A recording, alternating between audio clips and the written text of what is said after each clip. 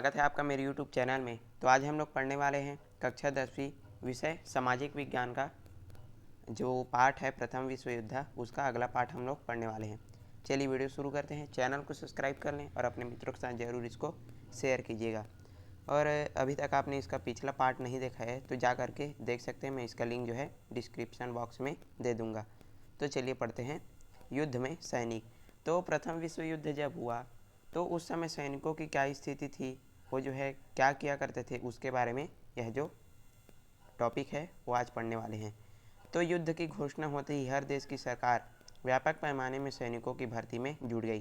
तो जैसे ही प्रथम विश्व युद्ध की क्या होती है, घोषणा होती है, तो जो हर देश की सरकार है वो क्या करते हैं कि जितना अधिक मात्रा में हो सके, जितना हो सके अपने सैनिक को बढ़ाने में वो जो है लग जाती है और सैनिकों की भर्ती वो जो है कर लेती है। क्योंकि जिसके पास जितना ज़्यादा सैनिक होगा वो जो है विजयी देश जो है हो जाएगा। तो इसी के कारण से जो है क्या होता था कि जैसे युद्ध की घोषणा हुई तो जिस देश की जो सरकार थी, हर देश की जो सरकार थी, उसने क्या किया कि बहुत अधिक मात्रा पर, बहुत अधिक बड़े पैमाने पर जो है सैनिकों की जो है भर्ती शुरू कर दी। अब ज़्यादातर देश में युवाओं को ज़बरदस्ती सेना में भर्ती कराया गया। तो अधिकतर ऐसा देखा गया कि कुछ देश ऐसा क्या कर रहे थे कि जितने भी वहाँ के युवा वर्ग थे उनको ज़बरदस्ती सेना में भर्ती करा देते थे। और इनमें ज़्यादातर अत्यंत गरीब किसान और मजदूर परिवार के युवा शामिल थे। तो इनमें कौन कौन शामिल थे? तो जो एकदम अत्यंत जो है मजदूर परिवार के और जो गरीब परिवार के जो युवा थे उनको जो है ज़बरदस्ती सेना में भर्ती करा दिया जाता था लड़ने के लिए। आमतौर पर सेना के अफसर उच्च व अभिजात्य वर्ग के होते थे जो गरीब किसान व मजदूर को महज भेड़ों की तरह समझते थे। तो उस समय जो अफसर होते थे वो लोग जो है नीचे वर्ग के लोगों को जैसे एकदम उनको नीच जाति के समझते थे, एकदम जो है निम्न स्तर के उनको समझते थे और उनको भेड़ों की तरह उनको व्यवहार करते थे, भेड़ बकरियों की तरह उनसे व्यवहार किया करते थे। तो उनको जो है सीधे जो है किसमें, सेना में, सैनिक में भर्ती करा दिया जाता था। उन्हें बिना सोचे समझे मौत के मुंह में धकेलने से नहीं कतराते थे। तो ये लोग क्या करते थे कि सेना में तो भर्ती करा दिए, अब सीधा उनको कहाँ ले जाते थे? हाँ, मैदान में ले जाते थे, युद्ध के मैदान में वो जो है ले जाया करते थे। उदाहरण के लिए फ्रांस के वर्दान शहर में जो हमला हुआ था वहाँ लगभग जो है 10 महीने तक चला। तो जो फ्रांस के वर्दून शहर में जो हमला हुआ था वो लगभग कितने महीने? 10 महीने तक वहाँ पर जो है चला था। अब उस युद्ध में कम से कम 2,80,000 जर्मन सैनिक और 3,15,000 फ्रेंच सैनिक जो है मारे गए थे। तो सोच सकते हैं कि कितना बहुत अधिक मात्रा में यहाँ पर मृत्यु हुई थी। 2,80,000 जो है जर्मन में मारे गए थे और 3,15,000 जो है फ्रेंच में मारे गए थे। तो सोम नामक की जगह पर हुई इस लड़ाई में एक दिन के ब्रिटेन में करीब 20,000 सैनिक मारे गए और 35,000 बुरी तरह से क्या हो गए? घायल हो गए। तो देख सकते हैं कि युद्ध का कितना भयानक परिणाम, कितना घातक परिणाम सामने आता है कि जो युद्ध हुआ उसमें जो है ब्रिटेन के करीब 20,000 सैनिक एक ही दिन में मारे गए। सोच सकते हैं एक ही दिन में 20,000 सैनिक जो है मरना बहुत ही दुखद बात है। और साथ ही साथ कौन किसका 35,000 सैनिक भी जो है बुरी तरह से घायल हो गए। तो ये जो युद्ध चलता था वो बहुत ही भयानक तरीके से चलता था। लोग जो है एक दूसरे को मारने काटने के लिए एकदम तत्पर हो जाया करते थे। साल भर चली सोम की लड़ाई में ब्रिटेन के लगभग 4 लाख, फ्रांस के 2 लाख और जर्मनी के 6 लाख सैनिक मारे गए। यानी कि ये जो सोम की लड़ाई चली, ये सोम नामक जगह पर, तो इसी को बोला गया सोम की लड़ाई। तो इसमें जो है ब्रिटेन के लगभग 4 लाख और फ्रांस में 2 लाख, जर्मनी के 6 लाख सैनिक मारे गए। कितना बहुत अधिक मात्रा में देख सकते हैं आप कि सैनिकों की मृत्यु इस वार में हुई थी। अब विरोधी सेना को बढ़ने से रोकने और छुपकर युद्ध करने के लिए हर देश अपने कब्जे की ज़मीन पर लंबी खाई यानी कि ट्रेंच खोदकर उनमें सैनिकों को ठहराते थे ताकि वे बंदूक का निशाना न बन पाए। तो ये क्या करते थे कि जैसे कि अपना जो ज़मीन होता है, अपने देश के जो कब्जा का ज़मीन होता है, जिसके अंतर्गत ये लोग क्या बना देते थे? ट्रेंच यानी कि खाई बना देते थे। टीवी वगैरह में देखे होंगे कि कुछ इस प्रकार से ज़मीन पर गड्ढा कर दिया जाता है और यहाँ पर जो है सैनिक रहते हैं। देख सकते हैं चित्र में, ये देखिए, इसी को बोला जाता है ट्रेंच। तो देख सकते हैं इस प्रकार कुछ बॉर्डर जैसा बना दिया जाता है और इसी के अंदर जो है सैनिकों का पूरा जीवन होता है। ये देखिए, तो ये जो जीवन है वो बहुत ही क्या होता है? कष्टमय होता है। हम लोग पढ़ने वाले हैं अभी। तो इसी तरह से अपने जो ज़मीन होता है, अपने देश की कब्जे का ज़मीन, वहाँ पर ये लोग बहुत गहरी और लंबी जो है ट्रेंच बना देते हैं और उसमें जो है सैनिकों को ठहराते थे, रोकते थे। ताकि उनको जो है बंदूक का निशाना न बन पाए, ये जो है सुरक्षित रूप से गोली चला पाएँ। तो इनसे क्या फ़ायदा होता था कि ये जो है बंदूक का तो निशाना नहीं बन पाते थे। क्यों? क्योंकि ये जो है नीचे झुक जाते थे और सुरक्षित मतलब इनको जो है गोली चलाने के लिए बढ़िया जो है स्थान, इनको सुरक्षित स्थान जो है मिल जाता था और ये जो है सामने विरोधी सेना पर अच्छी तरह से आक्रमण कर पाते थे। सैनिकों को कई महीने ठंड और बरसात में इन ट्रेचों में अत्यंत दयनीय हालात में रहना पड़ता था। तो क्या होता था कि इनको ठंड और बरसात के दिनों में भी इन ट्रेचों में अत्यंत दयनीय हालात में, बहुत ही बेकार ख़राब स्थिति में इनको जो है रहना पड़ सकता था। तो सोच सकते हैं कि कितना भी ठंड हो, कितना भी बरसात होता रहे, इनको जो है यहाँ पर जो है ट्रेचों में रहना पड़ जाता था। खाइयों में सैनिकों का जीवन बहुत कठिन था। सैनिक गड्ढे के अंदर कीचड़ में रहते, वहीं गश्त करते और खाते और सोते थे। तो सोच सकते हैं कितना इनका जीवन बहुत ही कष्टमय और ना एकदम खतरनाक जो है इनका जीवन था। तो ये लोग क्या करते थे कि वही जो ट्रेन्स थे, यानी कि जो खाई थे, उन्हीं में इनका जीवन जीवन जो है गुजर बसर इनको करना पड़ता था।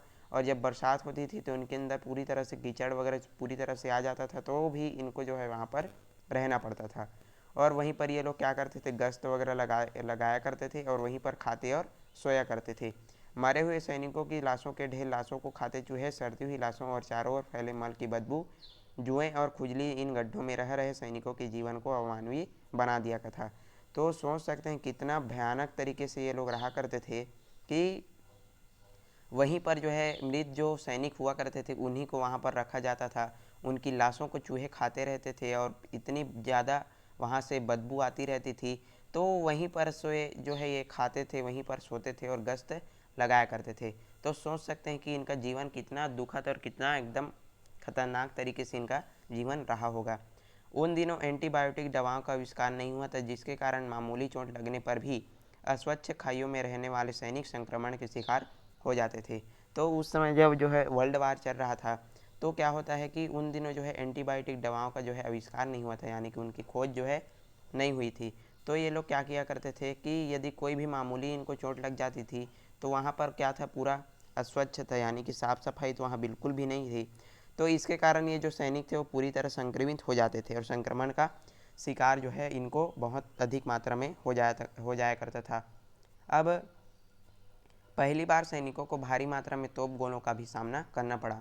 तो इनमें जो प्रथम विश्व युद्ध हुआ, तो उसमें भी बहुत अधिक मात्रा में तोप जो गोले हैं, तो उनको भी बहुत अधिक मात्रा में इनका उपयोग किया गया था। और ये भारी होने के कारण बहुत से विस्फोट करते और जिनमें ज़मीन में गहरे गड्ढे हो जाया करते थे। तो जब जो है तोप से गोला निकलता था, तो बहुत अधिक मात्रा में यहाँ पर बड़ा विस्फोट किया कर देता था। और क्या होता था कि ज़मीन पर बहुत अधिक गड्ढा, ये जो है गहरा गड्ढा कर देते थे। जैसे टीवी वगैरह में आप देखे होंगे कि जैसे ही तोप से गोला निकलता है तो बहुत अधिक विस्फोट करता है और गहरा जो गड्ढा है वो कर देता है ज़मीन के अंदर। तो ऐसा इनका प्रभाव होता था कि सैनिक अपना दिमागी संतुलन खोकर इधर उधर भागने लगते थे। तब या तो वे विरोधियों से मर जाते या फिर अपनी सेना द्वारा मारे जाते थे। तो जब जो है सैनिकों को पे ऊपर ये जो तोप जो गोले की बरसात होती थी, तो क्या होता था कि ये जो है अपना दिमागी संतुलन पूरी तरह से खो बैठते थे। मतलब ये पूरी तरह से एकदम पागल जैसे हो जाते थे जो सैनिक होते थे, और वो जो है इधर उधर भागते रहते। अब जब ये इधर उधर भागने लगते तो जो सामने की सेना थी, जो शत्रु सेना थी, वो इन पर हमला करके इनको मार देती, या फिर जो इनकी अपनी ही सेना होती थी वो भी इनको मार देती थी। जबकि वो जो है पूरी तरह से क्या हो जाता था, अपना दिमागी संतुलन खो बैठता था तब। तो सोच सकते हैं कितना भयानक इनका जीवन रहा होगा उस समय। तो काफ़ी समय के पश्चात क्या होता है कि काफ़ी समय बाद जो है सैनिक चिकित्सक यह समझने लगे कि यह एक तरह की दिमागी बीमारी है जिसे उपचार द्वारा ठीक किया जा सकता है। तो उसके पश्चात जो सैनिक चिकित्सक थे, सैनिकों में जो डॉक्टर होते थे, वो क्या समझने लगे कि ये जो एक क्या है, दिमागी बीमारी है। लेकिन वो ये समझ नहीं पाते थे कि इसका पूरा प्रभाव क्या है, गोलों तोप के जो गोले निकलते थे उनसे होता था। तो जो सैनिक चिकित्सक थे वो क्या समझते थे कि ये जो है दिमागी बीमारी है, जिसके कारण ये जो सैनिक है अपना दिमागी संतुलन खो बैठते थे। और इसको जो है उपचार द्वारा ठीक भी किया जा सकता था, लेकिन जब इनका संतुलन बिगड़ता था तो ये जो है मारे जाते थे पूरी तरह से। फिर भी युद्ध में लौटे सैनिक कई तरह मानसिक तनाव और बीमारियों के से ग्रसित हो रहे थे। तो जैसे ही युद्ध मतलब समाप्त होता है, तो जो भी अपने घर वगैरह लौटते थे सैनिक कई वर्षों के बाद, तो इनका जो मानसिक संतुलन है और जो है कई बीमारियों से जो है ग्रसित हो जाया करते थे, जो बच करके अपना घर जाया करते थे। तो ऐसी हालात थी उन दिनों युद्ध में जो सैनिक लड़ रहे थे। तो सोच सकते हैं कितना बुरा और कितना ख़राब वो जो है वहाँ स्थिति थी। तो बहुत बड़ी संख्या में सैनिकों को विरोधी सेना द्वारा बंदी बना लिया जाता था। जर्मनी जो कि एक साथ कई देशों के साथ लड़ रहा था, उसने क्या किया कि सबसे अधिक युद्ध में बंदी बनाया। तो जो जर्मनी था उसने क्या किया कि बहुत सारे देशों से वो क्या कर रहा था, लड़ाई कर रहा था। बहुत सारे देशों से वो जो है लड़ रहा था अकेले। तो उसने क्या किया कि जितने भी वो जो है जीतता था जिन देशों को, तो वहाँ के जो जितने भी सैनिक थे उसको क्या बना लेते थे, बंदी बना लेते थे। और उनके साथ एकदम बुरी तरह से एकदम बदसलूकी से व्यवहार किया जाता था। अब उनके युद्ध कैदी शिविरों में विभिन्न देशों के लगभग 25 लाख कैदी थे। तो जो जर्मनी के पास लगभग सभी देशों को मिला कर के 25 लाख उसके पास कैदी ही थे, सैनिक जो कैदी बनाए गए थे जर्मनी के द्वारा।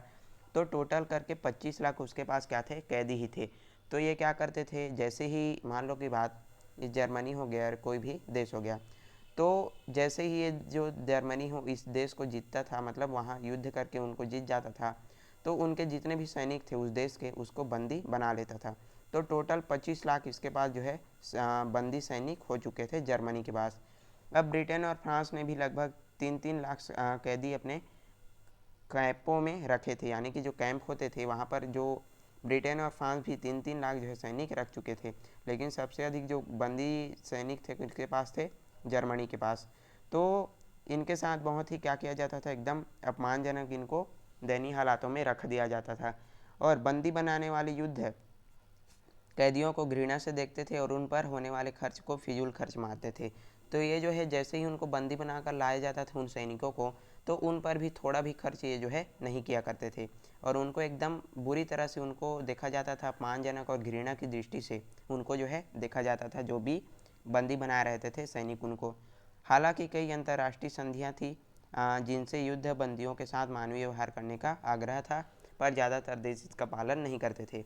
लेकिन अंतर्राष्ट्रीय संधियां भी बनी हुई थी कि जो भी देश जो है युद्ध में बंदी जो है बनाएगा उसके साथ मानवीय व्यवहार किया जाए। लेकिन कोई भी इस नियम का पालन नहीं करता था, बल्कि उसका विपरीत जो है ये लोग उनसे व्यवहार किया करते थे।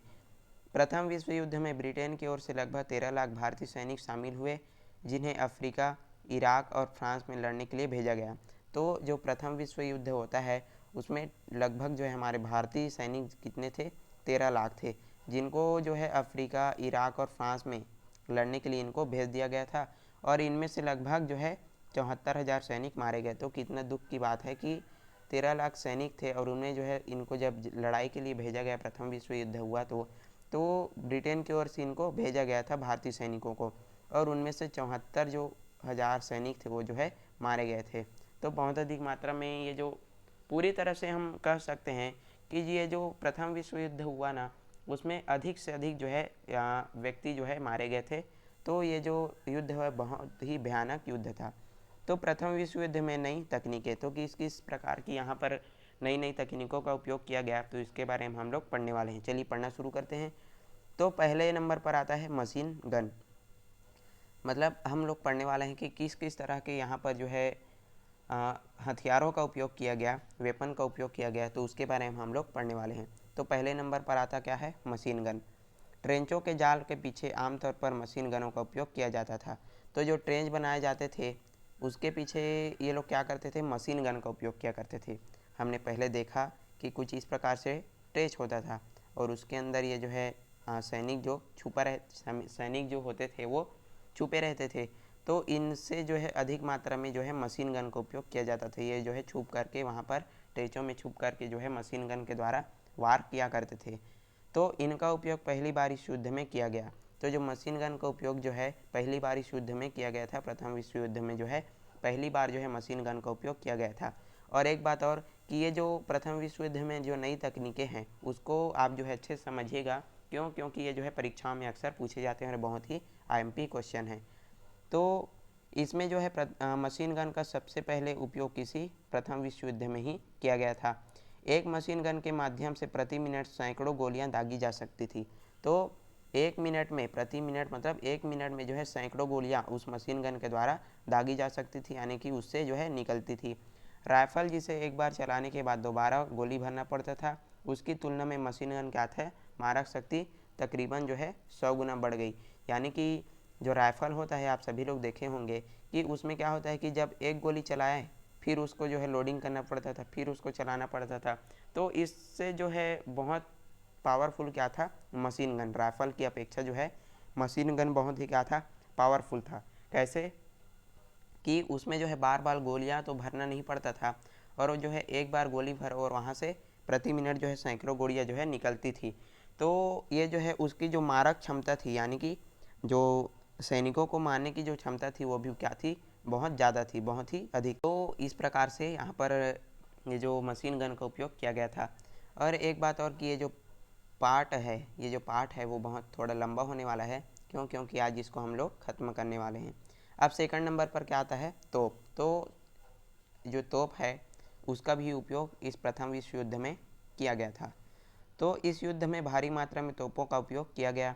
सबसे भारी तोपों में 50 से 60 गोले प्रति मिनट दागे जा सकते थे। तो बहुत अधिक मात्रा में यहाँ पर तोपों का उपयोग हमको देखने को मिलता है प्रथम विश्व युद्ध में।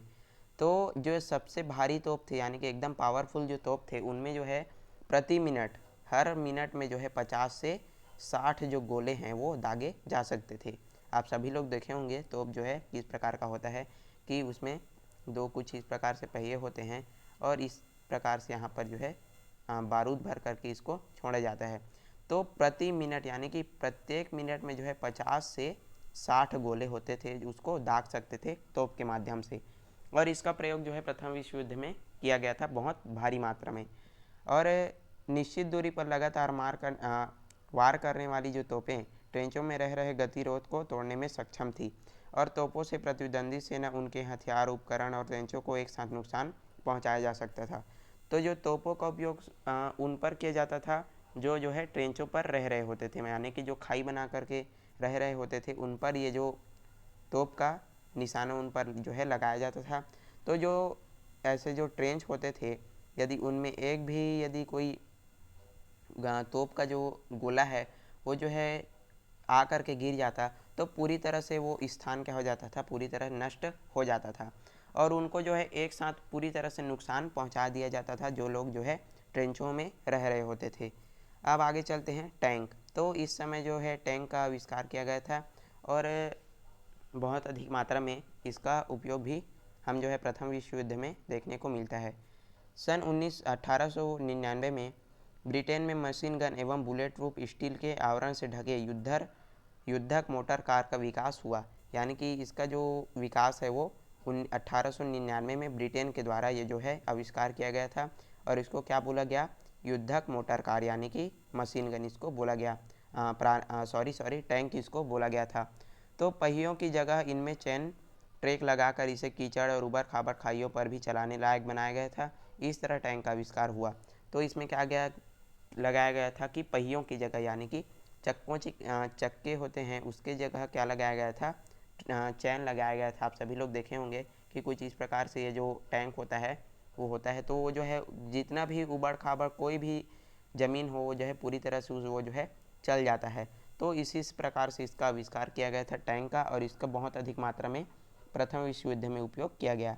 तो जितने भी हम पढ़ रहे हैं अभी विपन हथियार, तो उसका बहुत अधिक मात्रा में जो है उपयोग किया गया था प्रथम विश्व युद्ध में। अब चलिए आते हैं पनडुब्बी। तो जर्मनी ने समुद्र सतह के नीचे छुप कर चलने वाली और विरोधी जहाज़ों पर गोले दागने वाली यू बोट यानी कि पनडुब्बी का निर्माण किया। तो यू बोट किसको बोला जाता है, पनडुब्बी को। तो जर्मनी ने इसका क्या किया था, निर्माण किया था। और ये क्या करता था कि समुद्र के नीचे ये जो है छिप जाता था, और समुद्र के अंदर ये जो है चला करता था। और जितना भी विरोधी जहाज़ था, यानी कि जो सामने जो देश का, जो विरोधी देश का जो जहाज़ था, उन पर ये जो है गोले दाग सकता था समुद्र के अंदर ही। तो प्रथम विश्व युद्ध के दौरान ब्रिटेन के 50% व्यापारिक जहाज़ जर्मन यू बोट के द्वारा नष्ट कर दिए गए। तो जितना मतलब यहाँ पर बताया गया है कि ये जो जर्मन था उनके द्वारा जो है 50% जो ब्रिटेन के 50% व्यापारिक जहाज़, यानी कि व्यापार करने वाला जो जहाज़ होता था उसको जर्मन के द्वारा, यानी कि जर्मन की जो पनडुब्बी थी उनके द्वारा पूरी तरह से नष्ट कर दिया गया था। 50% इनका जो जहाज़ था उनको पूरी तरह से जर्मन के द्वारा नष्ट कर दिया गया था। अब आता है विषैली गैस। जर्मनी, जिसके औद्योगिकरण में रसायन उद्योग महत्वपूर्ण था, उसने क्या किया कि युद्ध में विषैली गैसों का प्रयोग किया, जिनके प्रभाव से लोगों की मौत हुई या फिर वो क्या हो गए, अंधे हो गए। तो जर्मनी ने क्या किया कि विषैली गैस का बहुत अधिक मात्रा में उपयोग किया, और इनका महत्वपूर्ण उद्योग क्या है, रासायनिक जो उद्योग है वो बहुत महत्वपूर्ण उद्योग था। तो इसने विषैली गैस का प्रयोग प्रथम विश्व युद्ध में किया। तो इससे क्या होता था कि जब ये जो है विषैले गैसों को छोड़ते थे तो उनसे लोगों की मृत्यु तक भी हो जाती थी या फिर क्या हो जाते थे, अंधे हो जाते थे। इसके चलते विरोधी देशों के सैनिक को गैस नकाब पहनकर लड़ना पड़ता था। तो जो जर्मनी के जो विरोधी जो देश थे उनके सैनिक जो है क्या करते थे, गैस नकाब यानी कि ये जो है मास्क पहन करके लड़ा करते थे, ताकि उनको जो है इसका नुकसान मत पहुँचे। इसके दुष्प्रभाव को देखते हुए युद्ध के कुछ समय बाद ही सारे देशों ने मिलकर निर्णय लिया कि आने वाले समय में इस तरह के रासायनिक हथियारों का उपयोग युद्ध में नहीं किया जाएगा। तो ये जो इसका जो प्रभाव है, दुष्प्रभाव है, उसको देखते हुए यह निर्णय लिया गया कि आने वाले समय में जो है इस तरह के हथियार हैं, इस तरह के जो रासायनिक हथियार हैं उनका उपयोग कोई भी देश नहीं करेगा। बुरी तरह से इसको जो है रद्द कर दिया गया। इसे जनेवा कन्वेंशन कहते हैं, जिसमें युद्ध लड़ने के नियमों को कई महत्वपूर्ण नियम स्वीकृत किए गए। तो ये जो नियम बनाए गए थे उसको क्या बोला गया, जनेवा कन्वेंशन इसको बोला जाता था, जिसके अंतर्गत क्या बोला गया कि कोई भी जो देश है वो जो है रासायनिक हथियार का उपयोग नहीं करेगा, ऐसा करके। अब फिर आता है रेलगाड़ी। तो रेलगाड़ी का किस प्रकार से महत्वपूर्ण उपयोग जो है प्रथम विश्व युद्ध में हम देखते हैं, तो उसी के बारे में यह जो है रेलगाड़ी का आता है। तो प्रथम विश्व युद्ध में सैनिक शस्त्रों और रेल मार्ग में चलने वाली तोप व रसद को दूर के ठिकानों तक पहुंचाने का काम रेलगाड़ियों के द्वारा किया, और इस प्रकार नए यातायात साधन ने युद्ध में अपना महत्वपूर्ण स्थान बना लिया। तो जो रेलगाड़ी का स्थान था वो बहुत ही क्या था, महत्वपूर्ण था। तो इसके द्वारा क्या किया जाता था कि सैनिकों को एक स्थान से दूसरे स्थान पर भेजने का कार्य भी किया जाता था। जो हथियार थे, जो शस्त्र थे, उसको भी एक रेलगाड़ी में चढ़ा करके, लोड करके उसको दूर भेज दिया जाता था। तो इस प्रकार से रेलगाड़ी का भी महत्वपूर्ण हमको उपयोग देखने को मिलता है प्रथम विश्व युद्ध में। अब आता है विमान। तो यहाँ पर विमानों का भी उपयोग, फाइटर जो जेट होते हैं उनका भी उपयोग यहाँ पर किया गया। तो दिसंबर 1903 में राइट बंधुओं के प्रथम विमान बनाने के बाद से प्रथम विश्व युद्ध की शुरुआत तक विमानों का निर्माण और तकनीकी अपनी प्रारंभिक अवस्था में थी। यानी कि दिसंबर जो 1903 था उसमें जो है राइट बंधुओं के द्वारा इसका निर्माण किया गया था, और प्रथम विश्व युद्ध के शुरुआत में यानी कि इस विमानों का प्रारंभिक अवस्था में उपयोग जो है शुरू हो गया। यानी कि जैसे ही प्रथम विश्व युद्ध चालू होता है तो ठीक उसी प्रकार से विमान का उपयोग भी ये लोग चालू कर देते हैं। और इसका उपयोग क्यों किया जाता था, तो इस दौरान विमानों का प्रयोग मुख्यतः हवाई गश्त के माध्यम से शत्रु सेना की टोह पाने के लिए किया जाता था। यानी कि ये लोग क्या करते थे कि जो शत्रु सेना होती थी उनको जानने के लिए जो है विमान पर चढ़ करके जाते थे, और इनका जो ठिकाना होता था उनको जानने के लिए जो है विमान का प्रयोग किया करते थे। जल्द ही सरकारें विमानों के सामरिक महत्व को समझ गई। फलस्वरूप प्रथम विश्व युद्ध के दौरान विमान निर्माण की तकनीकों का तीव्रता से विकास हुआ। तो जो विमान थी वो बहुत क्या थी, अच्छी साबित हुई प्रथम विश्व युद्ध के लिए। क्यों? क्योंकि ये जो है ऊपर से देख सकते थे कि जो सेना थी वो कहाँ थी, तो सभी ने इसका जो तकनीकी का तीव्रता है विकास हो गया, मतलब विमान का जो निर्माण है वो बहुत अधिक मात्रा में होने लगा। और युद्ध के प्रारंभ और अंत के बीच दोनों गुटों के विमानों की लगभग संख्या कितनी हो गई, 850 से बढ़ कर के 10,000 तक इसको बढ़ा दी गई। यानी कि बहुत अधिक मात्रा में इसका उपयोग किया गया था। और प्रथम विश्व युद्ध के अंत तक हवा में अधिक देर टिकने वाले तेज, शक्तिशाली, मजबूत और अधिक विकसित विमानों का उपयोग शुरू कर दिया। तो जैसे ही प्रथम विश्व युद्ध का अंत का समय आता है तो वहाँ पर जो है अधिक देर तक जो है हवा में टिकने वाले, चलने वाला और तेज, शक्तिशाली, मजबूत विमानों का निर्माण क्या हो गया, शुरू हो गया। तो इस प्रकार से यह जो हथियारों का उपयोग वाला जो पार्ट है वो हम देख चुके। तो आई होप आपको ये जो पार्ट है वो समझ आ गया होगा। अब चलते हैं युद्ध का जन सामान्य पर प्रभाव। तो अब पढ़ने वाले हैं कि जब युद्ध हुआ, प्रथम विश्व युद्ध, तो उसका क्या प्रभाव पड़ा जन सामान्य पर, यानी कि लोगों पर उसका क्या प्रभाव पड़ा, उसके बारे में हम लोग देखने वाले हैं। तो मैंने आपको पहले भी बताया कि ये जो पार्ट है वो जो है आज ख़त्म करने वाले हैं हम। तो ये जो है थोड़ा लंबा होने वाला है, तो चलिए पढ़ते रहिए मेरे साथ। तो यह पहला ऐसा युद्ध था जिसमें किसी देश के सभी लोगों को अपनी चपेट में ले लिया। इस तरह के युद्ध को पूर्ण युद्ध कहा जाने लगा। तो ये जो युद्ध था यानी कि प्रथम विश्व युद्ध, तो ये ऐसा युद्ध था जिसने सभी देश के लोगों को अपने चपेट में ले लिया, यानी कि पूरी तरह से ये जो युद्ध है पूरे देश के लोगों को अपनी चपेट में ले लिया। तो इस प्रकार के युद्ध को क्या कहा जाने लगा? पूर्ण युद्ध, मतलब टोटल वार इसको कहा जाने लगा। तो आपको इसको याद रखना है। जो लोग युद्ध के क्षेत्र में लड़ रहे थे उन्हें बेघर होना पड़ा, उनके घर खेत आदि ध्वस्त हो गए। मतलब जिनके जिनके जो लोग जो है युद्ध क्षेत्र यानी कि जहाँ पर जो है युद्ध लड़ा जा रहा था, तो उस स्थान पर जो लोग रह रहे थे उनको क्या होना पड़ा? वहाँ से निकलना पड़ा, और उनके जो खेत थे घर थे आदि क्या हो गए? एकदम पूरी तरह से ध्वस्त हो गए। उन्हें आए दिन विरोधी सेना द्वारा लूटपाट जैसे जुल्म का सामना करना पड़ा। तो उनको बहुत अधिक मात्रा में इनका विरोधी सेना का सामना करना पड़ता था। बेल्जियम, फ्रांस, पोलैंड, रूस आदि देश में यह सर्वाधिक रहा। तो ये जो बहुत अधिक मात्रा में इसका प्रभाव कहाँ पर देखने को मिलता है? बेल्जियम, फ्रांस और पोलैंड, रूस आदि में इसका जो प्रभाव है बहुत अधिक मात्रा में हमको देखने को मिलता है। सभी सरकार अपनी जनता का समर्थन पाने के लिए युद्ध उन्माद पैदा करने लगी, जिससे देशभक्ति के साथ साथ विरोधी देश के प्रति आक्रोश और घृणा पैदा की जाती थी। तो ये लोग क्या किया करते थे कि जो देश की सरकारें थी वो अपनी जनता को जो है अपने देश के प्रति क्या करती थी? एकदम देशभक्ति उनमें जगा देती थी, उनमें उत्साह भर देती थी। और साथ ही साथ क्या किया करती थी कि जो विरोधी देश थे यानी कि जो शत्रु देश होते थे उनके प्रति घृणा और आक्रोश भी ये जो है पैदा कर देती थी जो देश की सरकार थी वो जो है अपनी जनता के प्रति। तो स्कूलों के पाठ्यक्रम से लेकर पोस्टर, नाटक जैसे सांस्कृतिक माध्यम का उपयोग इसके लिए किया गया।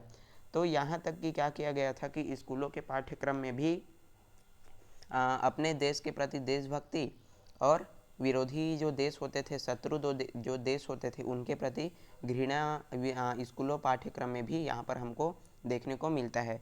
और साथ ही साथ जगह जगह पोस्टर और नाटक द्वारा सांस्कृतिक जो कार्यक्रम होते थे उसके द्वारा भी सरकार जो है अपनी जनता को क्या करती थी? उत्साहित कर देती थी। अब युद्ध के शुरू के वर्षों में आम जनता का इसका गहरा प्रभाव नहीं पड़ा और वह बड़ा उत्साह के साथ युद्ध के प्रयासों में जुट गई। अब जैसे ही युद्ध शुरू होता है तो क्या होता है कि इसका तो शुरू में हम देखते हैं कि आम जनता पर इसका प्रभाव ज़्यादा नहीं पड़ता, लेकिन क्या होता है कि ये जो है जब युद्ध शुरू हुआ रहता है तो जो है बड़े ही उत्साह के साथ उसमें जुट जाया करते थे। अब जैसे जैसे समय बीतता जाता है तो इसका प्रभाव जो है लोगों पर पड़ना शुरू हो जाता है। अक्सर लोगों का प्रकोप अपने देश में ही रह रहे कई भाषाओं और धार्मिक अल्पसंख्यकों पर पड़ा। तो जो देश के जो सैनिक थे वो मतलब जो देश में रह रहे जो लोग थे वो जो है अपने ही देश के जो अलग अलग भाषा के जो लोग रह रहे थे उन पर ही इनका प्रभाव बहुत अधिक मात्रा में पड़ गया। अब कई देश के जो अल्पसंख्यक थे उन्होंने क्या किया कि पुलिस की निगरानी में रहना शुरू कर दिया, यानी कि पुलिस प्रोटेक्शन इन्होंने अपना सुरक्षा के लिए इन्होंने मांग लिया पुलिस प्रोटेक्शन। अब शुरुआती समय में युद्ध उन्माद के चलते लाखों युवक सैनिक में भर्ती हुए और देश के लिए मरने मारने के लिए निकल पड़े।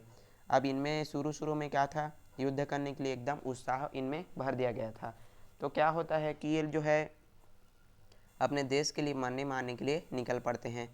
धीरे धीरे जब युद्ध की वास्तविक सच्चाई उभरने लगी तो हर देश में युद्ध समाप्ति और शांति बहाल की मांग उठने लगी।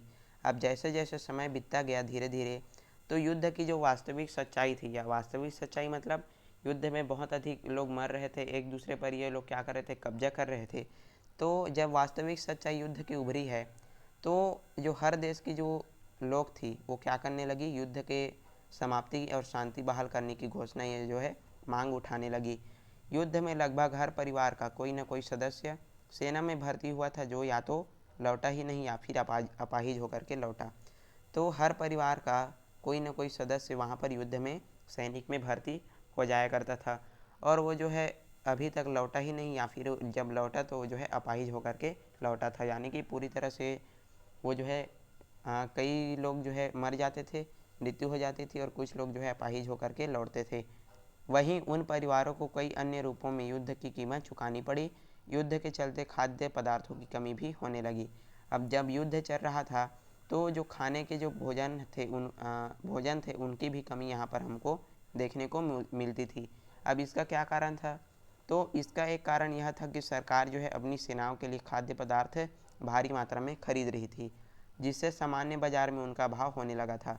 तो जो सरकार थी, जो देश की सरकार थी, वो क्या कर रही थी कि अपनी जो सैनिक सेना थी उनके लिए खाद्य जो पदार्थ थी, भोजन, वो जो है बहुत अधिक मात्रा में खरीद रही थी, जिससे क्या होता था कि बाज़ार में जो है उनका अभाव होने लगा और जो लोग थे, सामान्य लोग, उनको जो है खाद्य पदार्थ की कमी होने लगी। अब क्या हुआ है कि दूसरा कारण क्या था कि हर देश के भोजन में कई ऐसी वस्तुएं थी जिनकी आपूर्ति दूसरे देशों से आयात होती थी, जो अब युद्ध के कारण पूरी तरह से क्या थी, प्रभावित थी। अब कुछ देश ऐसा था कि जैसे मान लो ये पहला देश हो गया, ये दूसरा देश हो गया, तो यहाँ से ये जो दूसरे देश से भोजन जो सामग्री थी कुछ कुछ वो जो है आयात की जाती थी, यानी कि यहाँ से मंगाई जाती थी और यहाँ से कुछ कुछ जो है भेजी जाती थी। तो जब युद्ध चल रहा होता है तो यह पूरी तरह से क्या हो जाता है, प्रभावित हो जाता है, यानी कि जो खाद्य सामग्रियों का आयात निर्यात, यानी कि लाना ले जाना दूसरे देशों से पूरी तरह से क्या हो जाता है, बंद हो जाता है। तो इसमें एक बात यह है कि भैया युद्ध करेगा या फिर ये जो है खाने की पूर्ति करता रहेगा। तो इसी प्रकार से खाद्य पदार्थ की कमी जो है बहुत अधिक मात्रा में होने लगी। कई देशों की सरकार ने आम लोगों को न्यूनतम खाद्य पदार्थ मिले, इसके लिए राशन दुकानों के द्वारा वितरण शुरू कर दिया। तो कई देश की सरकार ने क्या किया, अपने जो आम लोग थे उनके लिए राशन दुकान का भी जो है उनने शुरू कर दिया, ताकि उनको जो है न्यूनतम मूल्य पर, यानी कि कम मूल्य पर उनको जो है खाद्य पदार्थ मिलता ही रहे। लेकिन कब तक जो है इनको मिलता रहेगा। इसी तरह कारखानों को अब युद्ध सामग्री के निर्माण के लिए परिवर्तित किया गया, जिसके कारण दैनिक उपयोग की चीज़ों के उत्पादन में कमी आ गई। तो जितने भी कारखाने थे, चाहे कोई भी तरह के हो, उनको क्या कर दिया गया, युद्ध सामग्री के निर्माण में उनको परिवर्तित किया गया, यानी कि बंदूक बनाने के लिए, बम बनाने के लिए, कुछ भी जो है बनाने के लिए, कोई भी जो कारखाना था उसको पूरी तरह से युद्ध सामग्री निर्माण के लिए परिवर्तित कर दिया गया। और जिससे क्या हुआ कि खाद्य पदार्थ की कमी आने लगी। अब इन सब बातों के चलते खाद्य पदार्थ और अन्य जरूरी सामग्री को कीमत जो है दुगनी और तिगनी हो गई और मजदूर और वेतन में अपेक्षाकृत बढ़ोतरी नहीं हुई। तो क्या हो गया कि जब जो है खाद्य पदार्थ की जो कमी हुई तो उससे उसकी जो कीमत है वो 3 गुनी बढ़ गई और जो मज़दूरों का वेतन है वो बहुत ही क्या था, कम था।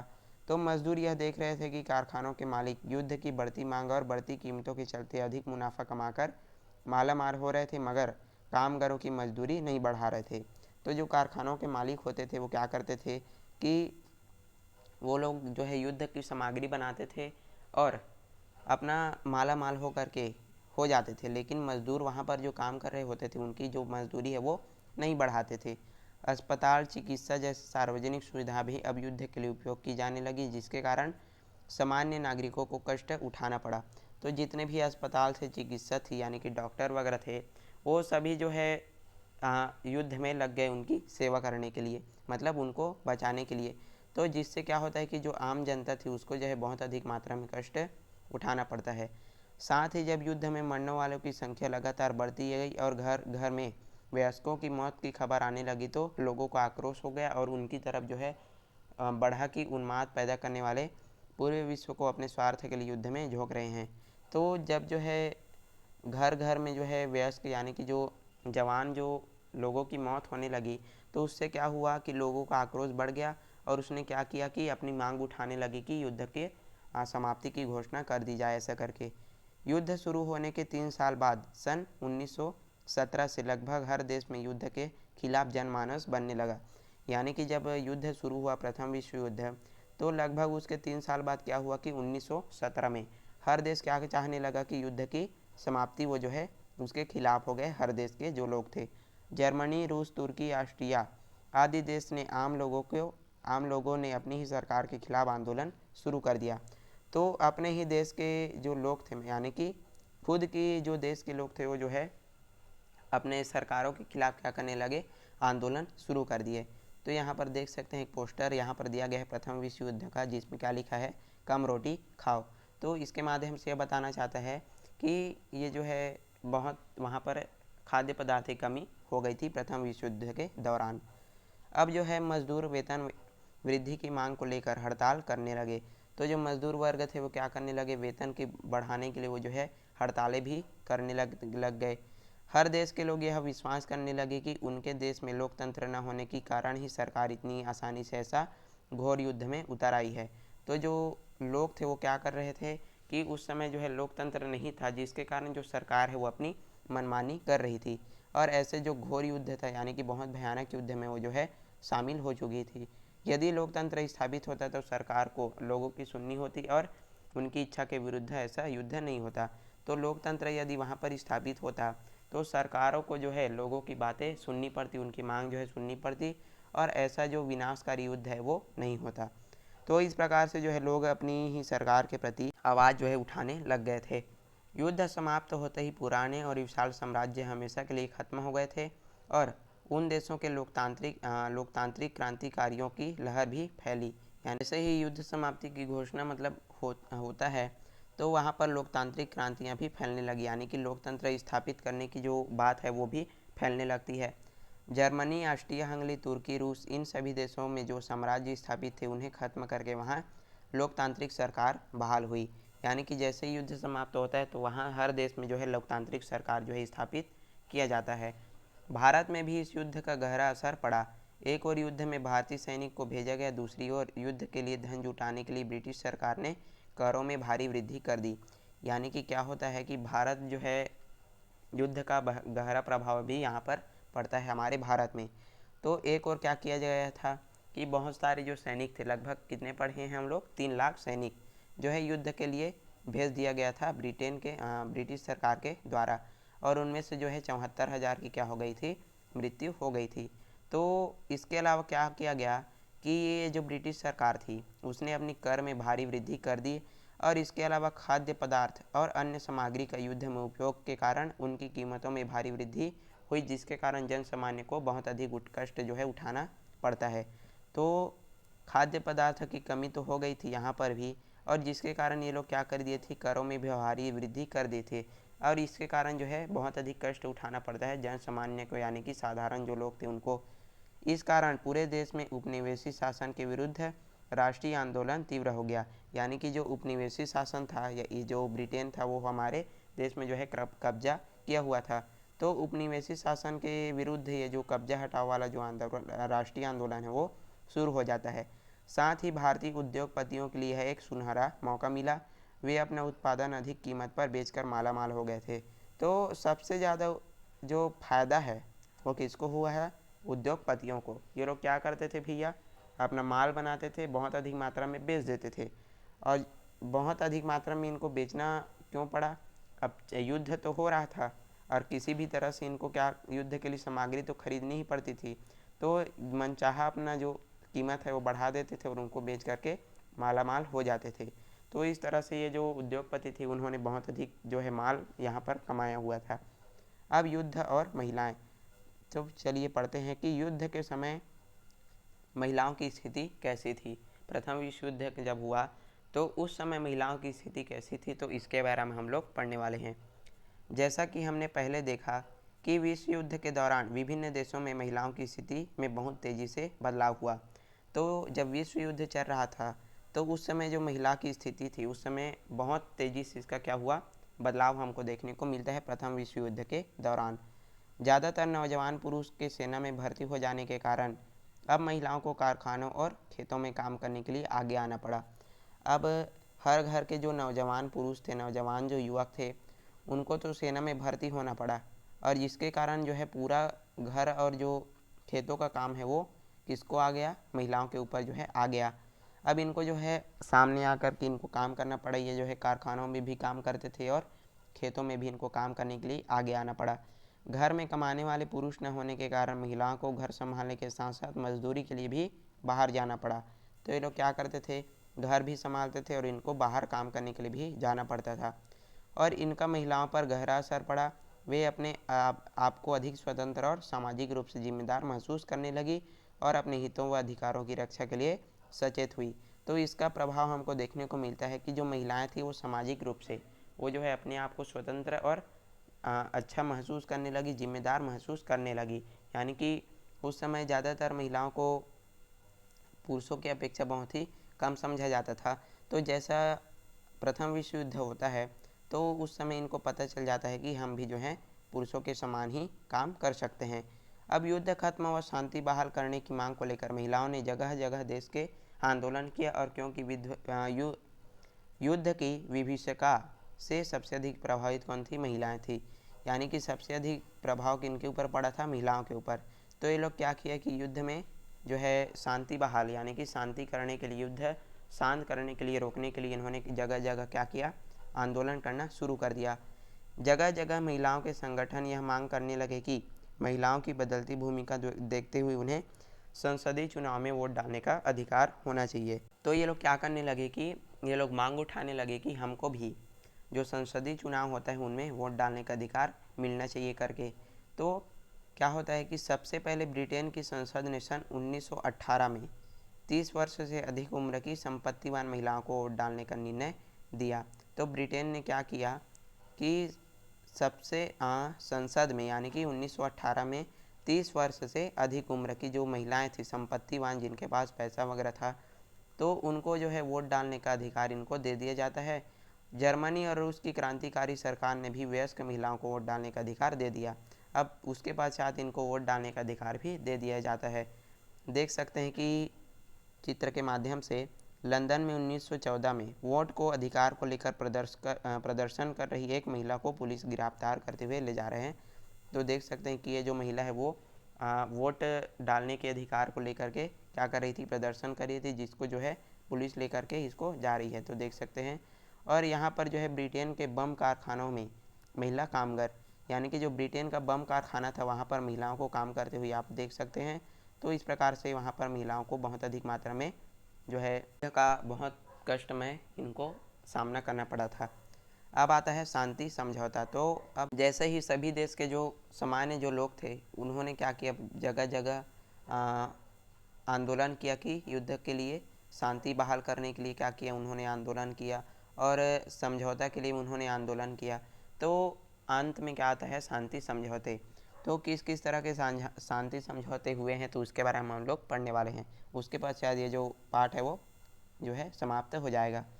सन 1920 से में विजयी राष्ट्र, जिनमें ब्रिटेन, फ्रांस, अमेरिका और इटली प्रमुख थे, उसने क्या किया कि पराजित देश के प्रतिनिधियों के साथ समझौते किए। तो जो विजयी राष्ट्र थे यानी कि जिन्होंने क्या किया था? प्रथम विश्व युद्ध में जीत हासिल की थी, विजयी हुए थे, जिनमें कौन कौन थे? ब्रिटेन हो गया, फ्रांस हो गया, अमेरिका और इटली।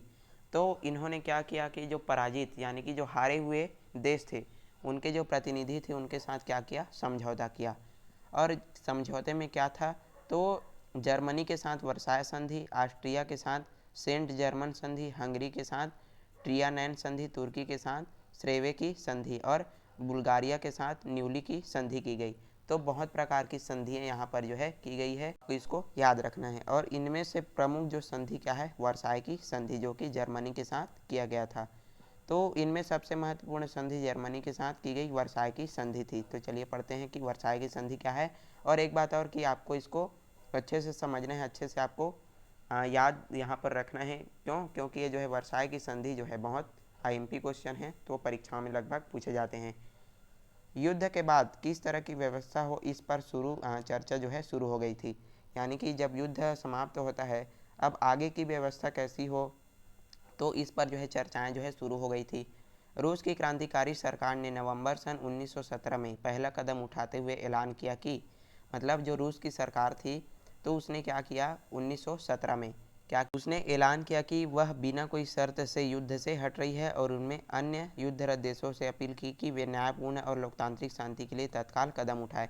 तो जो रूस थी उसने क्या किया कि रूस की क्रांतिकारी जो सरकार थी उसने 1917 में यह ऐलान कर दिया कि मैं जो है बिना कोई शर्त के, कोई भी बिना शर्त के मैं जो है युद्ध से हट रहा हूँ और जितने भी युद्धरत भी देश युद्ध कर रहा है वो पूरी तरह से न्याय संगत और न्यायपूर्ण वो जो है युद्ध को शांत कर ले। ऐसा करके उसने क्या कर दिया? ऐलान कर दिया। अब इससे उसका आशय था कि किसी देश या राष्ट्र को क्या हो गया? उसकी सहमति के बिना दूसरे राज्य में बलात् मिलाया न जाए, यानी कि किसी देश पर युद्ध हर्जाना न लगाया जाए और सरकारों के बीच गुप्त संधियों की जगह प्रकाशित संधियां हो और जिनकी स्वीकृति उन देशों में लोकतांत्रिक रूप से चुने गए संसदों के द्वारा हो। तो यहाँ पर बताता है कि रूस ने तो घोषणा कर दिया भैया कि मैं जो है युद्ध से हट रहा हूँ और आप भी पूरी तरह से जितने भी देश लड़ रहे हैं वो युद्ध से हट जाओ, ऐसा करके।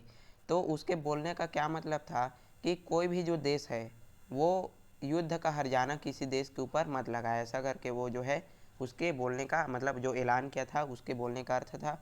और जो सरकारों ने आपस में जो है एक देश से दूसरे देश में जो गुप्त संधियाँ की है, यानी कि जो चुपचाप जो संधियाँ की है उसको जो है प्रकाशित संधियाँ हो, यानी कि सबके सामने वो जो है क्या करे, संधियाँ करे, गुप्त संधियों के जो है विरुद्ध हो गए। और जिनमें स्वीकृति उन देशों में लोकतांत्रिक रूप से चुने गए संसदों के द्वारा हो, तो संसदों के द्वारा इनकी स्वीकृति की गई थी। ये सिद्धांत ज़्यादातर यूरोपीय सरकार को पसंद नहीं आया, मगर युद्ध के में से थके हारे सैनिकों व मजदूरों के बीच बहुत लोकप्रिय हो गए। लेकिन क्या हुआ कि ये जो सिद्धांत है, यानी कि कोई भी जो देश है वो गुप्त संधि मत करे, प्रकाशित संधि करे, यानी कि सबके समक्ष संधि करे, तो ये जो सिद्धांत है वो यूरोप की सरकारों को, यूरोपीय जो सरकार है उनको तो पसंद नहीं आया। लेकिन क्या हुआ कि युद्ध में जितने भी थके हारे यानी कि जितने भी सैनिक थे और जो मजदूर थे उनको बहुत लोकप्रिय हो गए, यानी कि ये जो संधि है, ये जो बात है वो बहुत ही क्या लगा, अच्छा लगा सभी लोगों को। पूरे यूरोप में इनके समर्थन में जुलूस निकलने लगे और चर्चा होने लगी, यानी कि सभी लोग क्या कीजिए, प्रकाशित संधियाँ कीजिए शांति के लिए। तो इसके लिए जो यूरोप है उनमें पूरी तरह से जुलूस वगैरह यानी कि रैलियाँ निकलने लगी और वहाँ पर चर्चा होने लगी। अब इनकी लोकप्रियता को देखते हुए अमेरिका के राष्ट्रपति वुड्रो विल्सन ने शांति के लिए 14 बिंदुओं की घोषणा की, यानी कि अमेरिका के उस समय राष्ट्रपति कौन थे, वुड्रो विल्सन। तो उन्होंने शांति करने के लिए, सभी देशों के लिए शांति करने के लिए क्या की, 14 बिंदुओं की घोषणा की। तो चलिए 14 बिंदु क्या हैं उसको देखते हैं। तो इन पर रूसी ऐलान का प्रभाव देखा जाता है, यानी कि जो रूस जो ऐलान किया था कि मैं जो है क्या कर रहा हूँ, युद्ध से हट रहा हूँ और सभी लोग जो है न्यायपूर्ण तरीके से युद्ध से हट जाओ, ऐसा करके। तो इसे में जो है रूसी ऐलान का प्रभाव भी इन 14 बिंदुओं में देखने को मिलता है। और जो किसने किया था, जो राष्ट्रपति वुड्रो विल्सन ने किया था। देख सकते हैं ये जो है वुड्रो विल्सन का चित्र है। तो इसी ने जो है 14 बिंदुओं पर घोषणा किया था और विल्सन ने भी गुप्त संधियों का विरोध किया। तो जो राष्ट्रपति था अमेरिका का उसने भी क्या कर दिया, गुप्त संधियों का विरोध किया, यानी कि कोई भी जो देश है वो दूसरे देशों के गुप्त संधि मत करे, मतलब क्या करे, वो जो है प्रकाशित संधियाँ करे। और इसके विरुद्ध वो भी था, मतलब वुड्रो विल्सन। हर राष्ट्रीय समूह ने आत्म निर्णय के अधिकार का समर्थन किया और उसे सारे युद्धरत देशों में लोकतंत्र की स्थापना पर जोर दिया, यानी कि सभी लोग जो है लोकतंत्र की स्थापना पर जो है जोर देने लगे। साथ ही विल्सन ने सभी देशों के बीच खुले और बेरोक टोक व्यापार, हर देश के लिए समुद्री यातायात पूरे रूप से खुला हो और निरस्त्रीकरण और एक अंतर्राष्ट्रीय संगठन हो जो पूरे एक देश से विवादों का निपटारा करे। तो अनेक प्रकार के यहाँ पर जो है बात विल्सन के द्वारा किया गया था। कौन कौन सी बातें हैं, तो जो सभी जो देश है वो आपस में मिलजुल कर जो है रहे और व्यापार करने के लिए जितना भी समुद्री जो रास्ता है वो सभी देशों के लिए खोला जाए, ऐसा करके। अब विल्सन के 14 बिंदुओं में शर्त भी थी कि जर्मनी ने सन 1870 में जो भी क्षेत्र दूसरे देशों से हथियाए थे वे उनको वापस होंगी और पोलैंड को एक स्वतंत्र राज्य बनाया जाएगा। तो उसमें जो है 14 बिंदुओं में जो विल्सन की जो 14 बिंदुओं में उन्होंने नियम बनाया था उसमें क्या थी, शर्तें भी थी।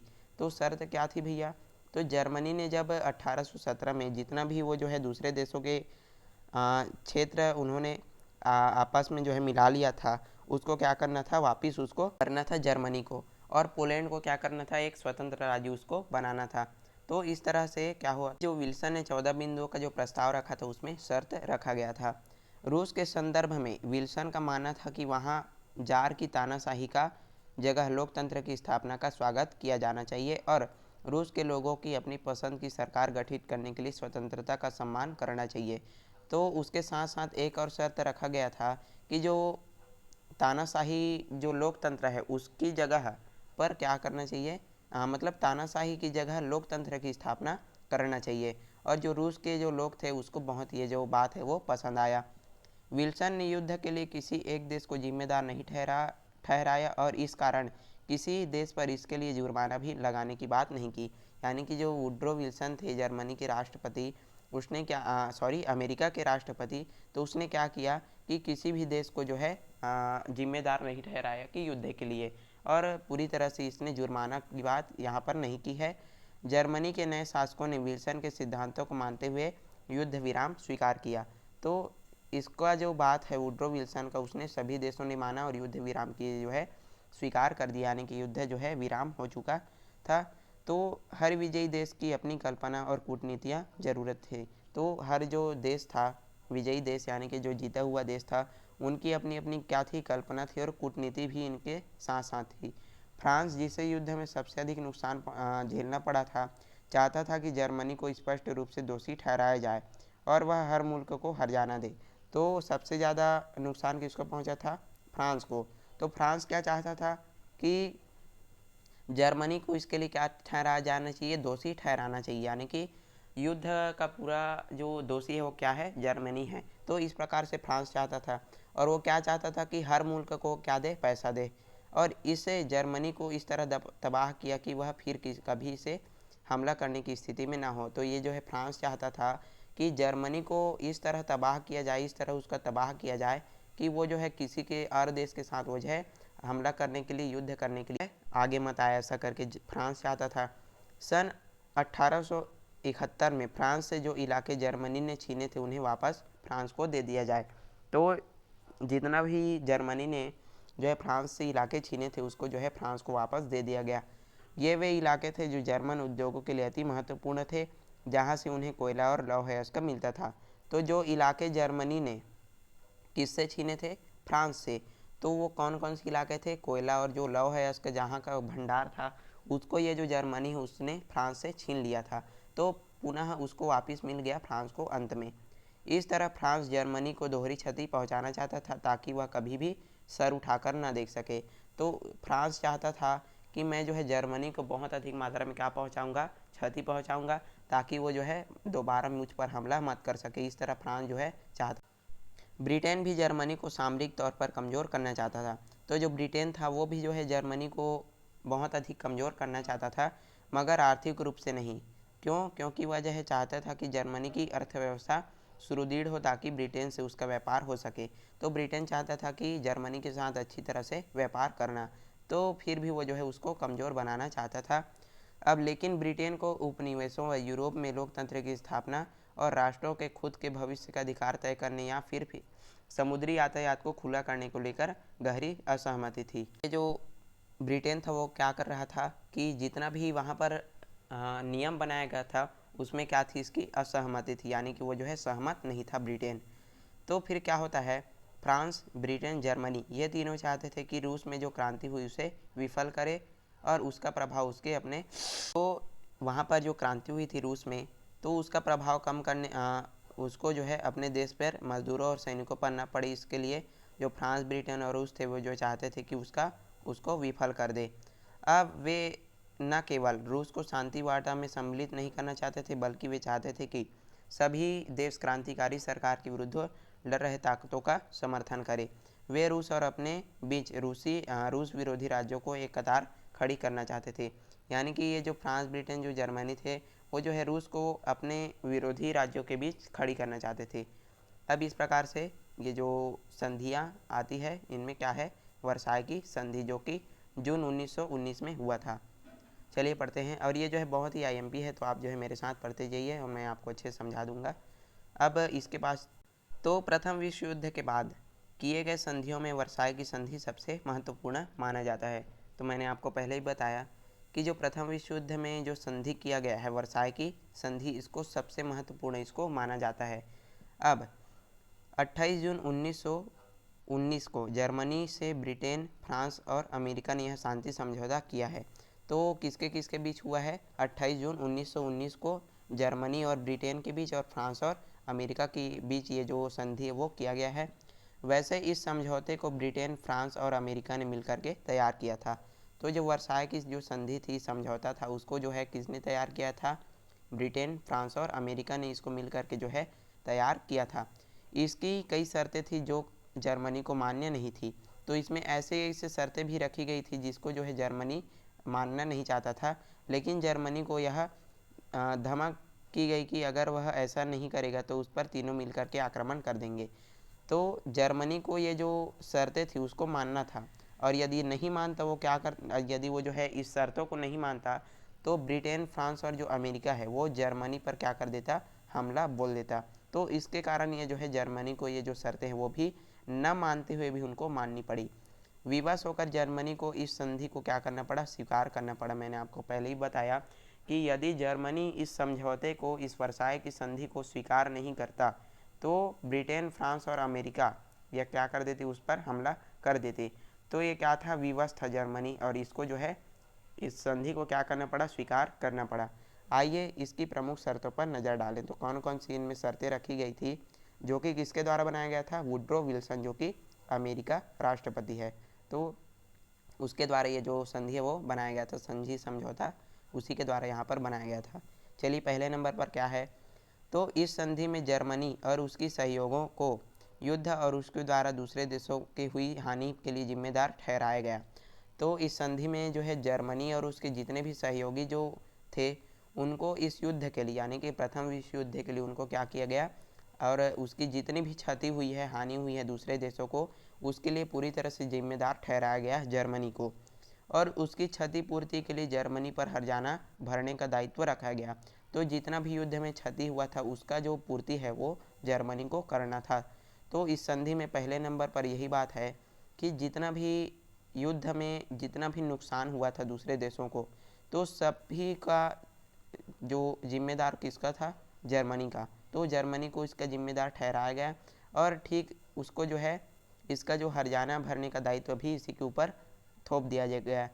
विशेषकर जर्मन सेना ने जिन रिहायशी इलाकों, कारखानों तथा खदानों को नष्ट किया उनकी भरपाई की जाएगी। तो जर्मनी ने क्या किया था, जितने भी रिहायशी इलाके यहाँ पर जो लोग रह रहे थे और जितने भी महत्वपूर्ण कारखाने और जो खदान थे उनको क्या कर दिया था, नष्ट कर दिया था। तो इसकी जो भरपाई कौन कर रहा था, जर्मनी करेगा। इस प्रकार से इस संधि समझौते में जो है शर्त रखी गई थी। यह तय किया गया कि जर्मनी 66 लाख पाउंड राशि किस्तों में फ्रांस, बेल्जियम और ब्रिटेन को देता रहेगा। तो टोटल जो 66,000 जो लाख पाउंड राशि है वो जो है फ्रांस जो है जर्मनी जो है फ्रांस, बेल्जियम और ब्रिटेन को जो है देता रहेगा। तो इस प्रकार से यहाँ पर शर्त रखी गई। क्यों? क्योंकि इसका पूरा जो जिम्मेदार है वो जर्मनी को ठहराया गया था।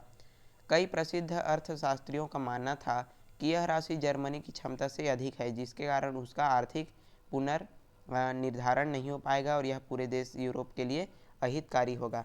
तो कई जो अर्थशास्त्री वो मानते हैं कि ये जो उनके ऊपर जितना भी राशि लगाया गया था वो जो है उसकी क्षमता से क्या था, अधिक था, यानी कि वो जो इतना नहीं दे सकता था।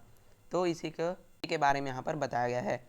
विजयी देश के द्वारा यह माना गया क्योंकि वे खुद अमेरिका से कर्ज लेकर के युद्ध लड़ रहे और जर्मनी से मिले हर्जाने को उसे कर्ज के को पटाने में मंशा रखते थे। तो जो विजयी देश थे उसके द्वारा यह माना गया, नहीं माना गया। क्यों? क्योंकि जो वे खुद जो है अमेरिका से कर्ज लेकर के क्या कर रहे थे, युद्ध कर रहे थे, यानी कि जो जर्मनी था स्वयं अमेरिका से क्या लिया था, कर्ज लिया था युद्ध करने के लिए। तो उसको जो है वापस इसको करना था हर्जाने के रूप में। जब कई वर्षों बाद यह स्पष्ट हुआ कि जर्मनी इतनी बड़ी रकम नहीं दे पाएगा तो इसे कम करके 20,000 लाख पाउंड कर दिया गया। तो पहले कितना था, 66,000 लाख पाउंड। अब इसको बाद में पता चला कि जर्मनी जो है इतनी बड़ी रकम जो है देशों को नहीं दे पाएगा, तो उसको जो है कम कर दिया गया, 20,000 लाख पाउंड इसको किया गया। अब चलिए सेकंड नंबर पर क्या है, जर्मनी ने युद्ध में जितनी ज़मीन पर अपना अधिकार जमाया था, तो जर्मनी जो है युद्ध के दौरान जितना भी देश की जितनी भी ज़मीन थी उस पर अपना अधिकार जो है जमाया था, उन्हें उन देशों को क्या करना था, वापस देना था। तो वापस उसको जर्मनी के द्वारा किया गया। और जैसे बेल्जियम व फ्रांस को, तो बेल्जियम और फ्रांस की ज़मीन पर क्या किया दिया था, जो जर्मनी है उसने अपना कब्जा कर लिया था। तो इस संधि के माध्यम से उसको क्या किया गया कि जर्मनी ने इन जो जितने भी देश पर अपना अधिकार जमाया था तो उसको वापस इसको करना पड़ा। पूर्व में रूस से हुई संधि से जो ज़मीन जर्मनी को मिली हुई थी उस पर स्वतंत्र राज्यों की स्थापना की गई। तो जो जर्मनी जो है जर्मनी को जो है रूस से जो संधि हुई उस पर क्या किया गया था, ज़मीन मिला हुआ था, तो उस पर जो है स्वतंत्र राज्यों की स्थापना की गई।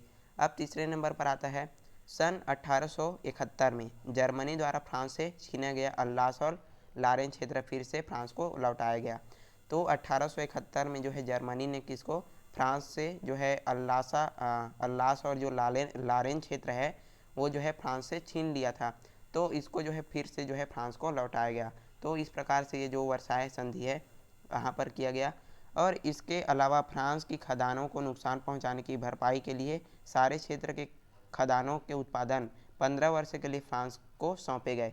यानी कि इसकी भरपाई के लिए क्या किया गया कि फ्रांस की जितने भी उसने नुकसान पहुंचाया था तो उसको जो है 15 वर्षों के लिए किसको, फ्रांस को सौंप दिया गया।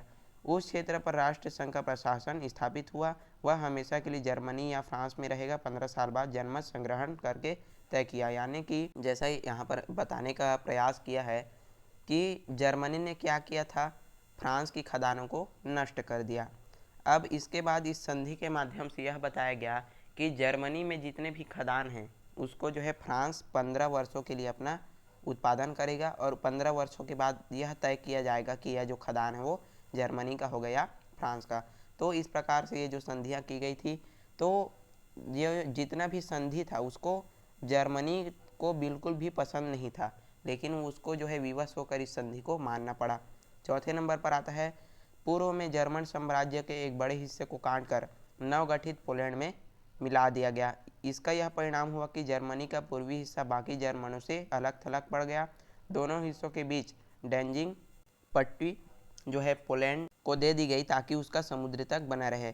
तो यहाँ पर जो है देखते हैं कि बहुत बड़ा हिस्सा काट करके जर्मनी से, साम्राज्य से एक बहुत बड़ा हिस्सा काट करके किसमें, पोलैंड में, देश में मिला लिया गया। अब ये जो है दो हिस्सों में अलग अलग बढ़ गया और इनके बीच जो है समुद्री जो मार्ग है वो पहुंचा दिया गया। अब इस तरह युद्ध पूर्व जर्मन साम्राज्य की भूमि का लगभग 65,000 वर्ग किलोमीटर जमीन काटकर विभिन्न देशों को दे दी गई। तो जो जर्मन साम्राज्य था उसका लगभग 65,000, कितना, 65,000 जो किलोमीटर का जो ज़मीन है उसको काट करके, जर्मनी का काट करके ना, तो उसको विभिन्न देशों को, यानी कि जितना जर्मन का 65,000 किलोमीटर वर्ग जो ज़मीन है उसको काट करके विभिन्न जो देश थे उसको दे दिया गया। चलिए एक बार इसको फास्ट में रिवीजन कर लेते हैं। तो इसमें पूरी तरह से किसको, जर्मनी को जिम्मेदार ठहराया गया था। तो जर्मनी को क्या करना था, जितना भी वो जो है दूसरे देशों पर कब्जा किया था उसको वापस करना था और उसको 66,000 लाख पाउंड इसको राशि के लिए क्या किया गया, इसको किस्तों में फ्रांस, बेल्जियम और ब्रिटेन को देना था। लेकिन बाद में पता चला कि ये जो है इतनी बड़ी रकम नहीं दे पाएगा, तो इसको जो है 20,000 लाख पाउंड इसको कर दिया गया। सेकंड नंबर पर क्या था कि जर्मनी ने जिन देशों पर अपना क्या जमाया था, अधिकार जमाया था, उसको वापस करना था। और रूस में जो है ज़मीन जो है इसको जर्मनी ने छीना था, उसको जो है स्वतंत्र राष्ट्र की स्थापना के लिए इसको दे दिया गया। अब तीसरे नंबर पर क्या है, जो जर्मनी ने फ्रांस से अल्लास और लारेन जो क्षेत्र जीता था उसको फिर से फ्रांस को लौटा दिया गया और फ्रांस के जितने भी खदान थे उसको जो जर्मन द्वारा नष्ट किया गया था, तो जर्मनी ने जर्मन के जितने भी खदान थे उसको फ्रांस को दे दिया गया। और चौथे नंबर पर क्या था कि बहुत बड़ा हिस्सा काट करके नवगठित पोलैंड में मिला दिया गया, जिससे ये जो जर्मन और इससे क्या हो गया कि ये जो है दो भागों में बढ़ गया और लगभग 65,000 वर्ग किलोमीटर की ज़मीन जर्मन की काट करके, जर्मन साम्राज्य की भूमि से लगभग 65,000 वर्ग किलोमीटर की ज़मीन को काट करके विभिन्न जो देश थे उसको दे दिया गया। अब छठे नंबर पर आता है कि अफ्रीका में जर्मनी ने जो उपनिवेश थे उन्हें राष्ट्र संघ के संरक्षण में ले लिया गया और राष्ट्र संघ ने उन्हें ब्रिटेन, फ्रांस और पुर्तगाल के हवाले कर दिया गया। यानी कि अफ्रीका में जो जर्मनी ने उपनिवेश जो स्थापित किया था उसको राष्ट्र संघ ने अपने संरक्षण में ले लिया और उसको ब्रिटेन, फ्रांस और पुर्तगाल के हवाले उनको दे दिया गया। चीन में जो जर्मन नियंत्रण क्षेत्र था उन्हें वापस चीन को न देकर जापान को दे दिया गया, क्योंकि जापान ने युद्ध में जर्मनी के खिलाफ भाग लिया था। तो उसको जो है चीन को ना दे करके किसको दे दिया, जापान को दे दिया गया। क्यों? क्योंकि जो है जापान ने जो है युद्ध के खिलाफ, जो है जर्मनी के खिलाफ युद्ध में क्या किया था, अपना प्रदर्शन किया था। यानी कि जो जापान है वो जो है जर्मनी के युद्ध था, मतलब विरोधी था। इस प्रकार 19वीं सदी में जर्मन ने जो उपनिवेश हासिल किए थे वो अब जर्मनी के हाथों से निकल गए। तो जितना भी यहाँ पर हम बात करें कि जितना भी जर्मन जो साम्राज्य था उसने उपनिवेश अपना हासिल किया था, कब्जा किया था, उसको सभी राष्ट्रों को वापस कर दिया गया इस संधि के द्वारा। अब संधि की कई शर्तों के अंतर्गत जर्मनी का निरस्त्रीकरण किया, उसकी सेना को 1 लाख सैनिकों तक सीमित कर दिया गया। तो इस संधि के माध्यम से क्या किया गया कि वो जो है सिर्फ और सिर्फ 1 लाख सैनिक ही रख सकता है, इससे ज़्यादा नहीं रख सकता। उनकी तो पनडुब्बी, युद्धपोत, हवाई जहाज़ों को क्या कर दिया गया, नष्ट कर दिया गया। यानी कि इस युद्ध के लिए पूरी तरह किसको जिम्मेदार ठहराया गया था? जर्मनी को। तो जर्मनी में जितने तो पनडुब्बी, युद्धपोत, हवाई जहाज़ थे उसको पूरी तरह से क्या कर दिया गया? नष्ट कर दिया गया। और वो जो है केवल और केवल 1 लाख ही सैनिक रख सकता है। तो इस संधि के द्वारा यह बताया गया। फ्रांस की सीमा से लगी हुई पट्टी राइनलैंड में जर्मन सेना को प्रवेश वर्जित किया गया। तो फ्रांस की सीमा में जो लगी गई जो पट्टी थी उसमें जो है जर्मन सेना प्रवेश नहीं कर सकती थी। तो इस प्रकार से ये जो संधि है वो बताता है।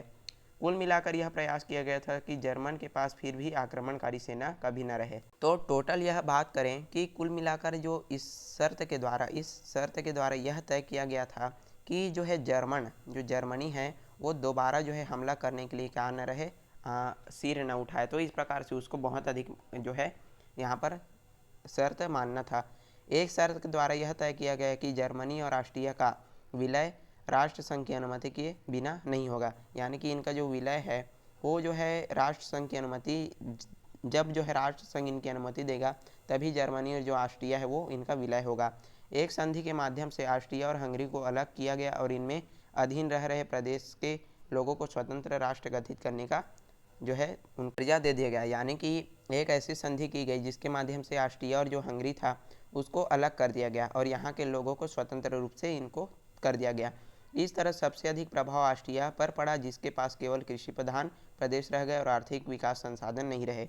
तो इसका सबसे अधिक प्रभाव यहाँ पर हमको ऑस्ट्रिया पर देखने को पड़ता है, जिसको क्या था, केवल कृषि प्रधान ये जो है आश्रित था और इनको आर्थिक विकास के लिए संसाधन नहीं था। यानी कि इनके पास कोई भी संसाधन उपलब्ध नहीं था।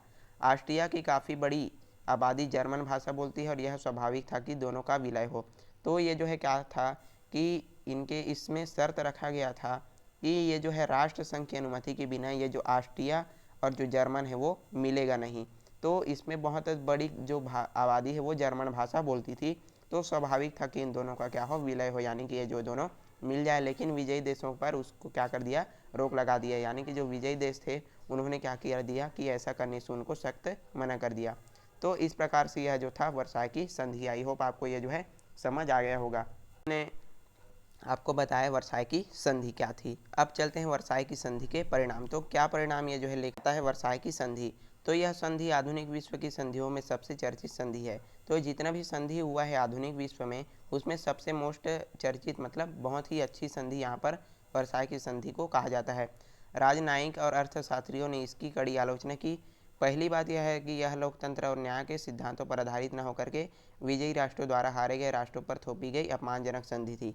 तो जो अर्थशास्त्री हैं वो इनका मानना है, उसने क्या किया कि इस जो वर्साई की संधि है उसको क्या किया, बहुत बड़ी इसको आलोचना की गई। यानी कि बहुत गलत तरीके से इसको माना गया। और सही बात तो इसकी भी सही है कि पूरी तरह से इसको जो है जर्मन को इसको दोषी ठहराया गया।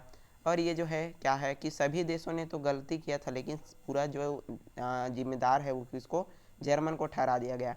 तो इसमें विजयी जो राष्ट्र थे उसके द्वारा हारे गए राष्ट्रों पर क्या किया गया था, अपमानजनक जो संधि थी वो थोपी गई थी। और यदि वो जो है बात को नहीं मानते तो विजयी राष्ट्र क्या कर देते थे, उनको जो है हमला कर देते थे। तो इसके कारण इनको विवश होकर के इनको मानना पड़ता था। जर्मनी को कभी भी चर्चाओं में शामिल नहीं किया गया और उनकी आपत्तियों पर दरकिनार उनको हस्ताक्षर करने पर मजबूर कर दिया गया। यानी कि जर्मनी को कभी भी अपनी चर्चा में शामिल नहीं किया गया था और उसको पूरी तरह से विवश होकर के क्या करना पड़ा था, इस संधि को मानना पड़ा था। जर्मनी के नए शासकों का कहना है कि युद्ध के लिए जर्मनी की नवगठित लोकतांत्रिक सरकार जिम्मेदार नहीं थी। तो जर्मनी की सरकार का क्या कहना है कि ये जो नवगठित जो लोकतांत्रिक सरकार है उसको जिम्मेदार ये जो वर्साई की संधि का वो नहीं है, यह पूरे सम्राट और अलोकतांत्रिक राज्य का काम था। तो जो अलोकतांत्रिक जो राज्य था उसका पूरे ये जो काम था, इस कारण उसको जो नवगठित जो लोकतांत्रिक सरकार है उसने अपना जिम्मेदार इसको नहीं माना। अतः उसके किए का दंड नए लोकतांत्रिक राज्य को देना न्यायपूर्ण नहीं था। इसका उल्टा असर जर्मनी में लोकतंत्र को कमज़ोर कर देगा, क्योंकि जर्मन के लोग ऐसी सरकार का साथ नहीं देंगे जो इतनी अपमानजनक शर्तों को स्वीकार करे। तो जो शर्त थी वो जो है जर्मनी के विरुद्ध बहुत क्या थी, अपमानजनक। तो जर्मनी के जितने भी लोग थे उस अपमानजनक संधि को स्वीकार नहीं करना चाहते थे। इसके विपरीत विजयी देशों की सरकार ने अपने देश में जर्मन के विरुद्ध जनमानस में युद्ध उन्माद पैदा किया और बाद में इसकी कथन पर चुनकर आए दिन विरोधी जो है जर्मन को नींबू की तरह निचोड़कर छोड़ेंगे ताकि वह कभी सर उठाकर नहीं देख सके। तो जितने भी विजयी सरकार थी उसने क्या किया कि अपने देश को, अपने देश में जितने भी जो लोग थे उसको क्या कर दिया, जर्मन के विरुद्ध एकदम उनमें क्रोध पैदा कर दिया, अपने जो देश के लोग थे उसके विरुद्ध। और ये लोग क्या करते थे कि जर्मनी को एकदम सभी तरफ से इसको नींबू की तरह इसको निचोड़ते थे, यानी कि एकदम इसको कष्ट पहुंचाते थे ताकि वो जो है कभी भी सर उठा करके मत देख सकते और वो जो है कभी भी हमला मत कर सके किसी भी देश पर। अब इस कारण वे जर्मन के साथ न्याय संगत व्यवहार नहीं कर सके। तो ये जो है कोई भी जो देश था वो जर्मनी के साथ अच्छे तरीके से व्यवहार नहीं करता था, जितना भी विजयी जो देश था। उनका मानना था कि जर्मनी की सेना वापसी के दौरान जानबूझकर उसने कब्जे के इलाके को तबाह किया था। तो क्या था कि उनका मानना यह था कि जो जर्मनी की सेना थी उसने जब वापसी हुआ तो उसने जो है जानबूझकर जो है अपने कब्जों को क्या कर दिया था, तबाह कर दिया था। तो उसके खुद रूस की क्रांतिकारी सरकार ने जब समझौता किया तब उसने रूस पर अत्यधिक कठोर शर्त लगाकर उसके बहुत बड़े इलाके पर कब्जा कर लिया था। तो जर्मनी ने क्या किया था कि जो रूस का जो इलाका था उस पर बहुत बड़े इलाके पर कब्जा कर लिया था। तो सभी लोग जो है जर्मनी को यहाँ पर दोषी ठहराते हैं। इस संधि के बाद सभी को स्पष्ट हो गया कि इन शर्तों के रहते हुए जर्मनी के लोग इस व्यवस्था को कभी स्वीकार नहीं कर सकते। तो यहाँ पर इस संधि के माध्यम से यह बताया गया कि ये जो जितना भी शर्त है उसको जर्मनी के लोग क्या नहीं करेंगे, स्वीकार नहीं करेंगे। इससे फिर से एक अन्य युद्ध की संभावना बढ़ जाएगी। अब स्वाभाविक सी बात है कि पूरी तरह से जिम्मेदार कौन किसको ठहराया गया, जर्मनी को। तो वहाँ के जो लोग थे वो क्या हो गए, एकदम क्रोधित हो गए और ये जो है कभी भी इसको स्वीकार नहीं करने वाले थे। लेकिन यदि ये स्वीकार नहीं करते तो जितने भी विजयी देश थे वो क्या कर देते, इन पर हमला कर देते। तो मजबूरी में आकर के इनको क्या करना पड़ा, इनको स्वीकार। अब क्या होता है कि एक लोकतंत्र सरकार को ऐसी कठोर शर्त को मानने पर मजबूर करना जर्मन लोगों के समक्ष है उसे कमज़ोर करना था। तो जितने भी विजयी जो देश थे उसने यह जो नियम बनाया था तो उसके विरुद्ध ये जो बहुत क्या था, कठोर था। और इसका परिणाम यही होगा कि जर्मन लोग आगे ऐसे लोग को चुनेंगे जो यह दावा करे कि जर्मनी के अपमान का बदला लेंगे और वर्साई की संधि को ठुकरा देंगे। तो इसका बहुत अधिक प्रभाव किसके पर था, टोटल मिलाकर के जर्मनी पर पड़ा था। अब राष्ट्र संघ की स्थापना, अब आता है राष्ट्र संघ की स्थापना। ये जो है इसका लास्ट जो टॉपिक है, उसके बाद ये जो पार्ट है वो पूरी तरह से क्या हो गया, खत्म हो जाएगा। तो 19वीं सदी के अंत से कई एक बात और कि आपको ये जो वर्साई की संधि है पूरी तरह से अच्छे से समझ आ गया होगा। तो चलिए अब आगे बढ़ते हैं। राष्ट्र संघ की स्थापना। तो 19वीं सदी के अंत से कई राजनेताओं ने एक ऐसी अंतर्राष्ट्रीय संस्था की कल्पना की जो देशों के बीच की समस्याओं का समरसता से समाधान करे।